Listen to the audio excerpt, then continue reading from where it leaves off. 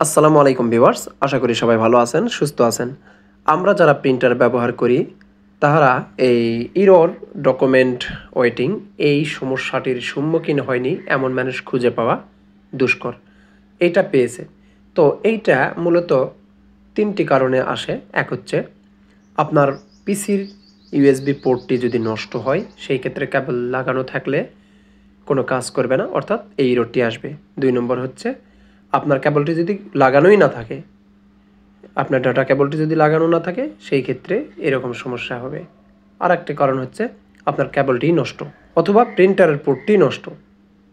এইসব কারণে মূলত সমস্যা হচ্ছে এই কেবলটি সংক্রান্ত। এই কেবলটি যদি সব ঠিকঠাক থাকে, ইনপুট আউটপুট এবং কেবলটি, তাহলে কোনো সমস্যা হবে না। তো এই কেবলটি আমরা মূলত চেক করব যে এটা ঠিক আছে কিনা। এই বিষয়টি আমরা চেক করে নিব। আর আমরা এখান থেকে আমরা পূর্বের যে প্রিন্ট দেওয়া ছিল যে ডকুমেন্টগুলো, সেগুলো এখন আমি ডিলিট করে দিব বা ক্যান্সেল করব। ক্যান্সেল যদি না করা হয়, আপনার এই অপ্রয়োজনীয় যদি ডকুমেন্ট হয়, আপনি জাস্ট চেক করার জন্য এখানে প্রিন্ট দিয়েছেন, সেগুলো প্রিন্ট হবে, সমস্যা হয়ে যাবে। তো আমি সবগুলো ক্যান্সেল করব। এগুলো ক্যান্সেল করে দিচ্ছি। এভাবে ক্যান্সেল করতে হয়, এটাও একটা শেখার বিষয় কিন্তু। তো আমার এটা ক্যান্সেল হয়ে গেল সব। একটা বাকি আছে, এটাও হয়ে যাবে। এখন যদি আমি প্রিন্টারে যাই তাহলে দেখব এখানে যদি অন্য একটা সিলেক্ট করব, করার পরে আবার পুনরায় আমাদের প্রিন্টারটি সিলেক্ট করব, দেখবেন রেডি আছে। রেডি থাকলেই কিন্তু হবে না, কারণ রেডি এটা একটা সফটওয়্যারের ইস্যু।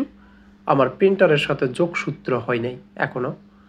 এই যে দেখুন, প্রিন্ট দিলাম, এই রোডটি চলে আসবে, কারণ আমার ক্যাবেলটিতে কোনো না কোনো ধরনের প্রবলেম আছেই, কানেকশান নেই। তো আমি যেটা করেছি সেটা হচ্ছে পোর্টটি চেঞ্জ করে দিয়েছি। আমি পোর্টটি চেঞ্জ করে দিয়ে আমি পুনরায় প্রিন্ট দিব।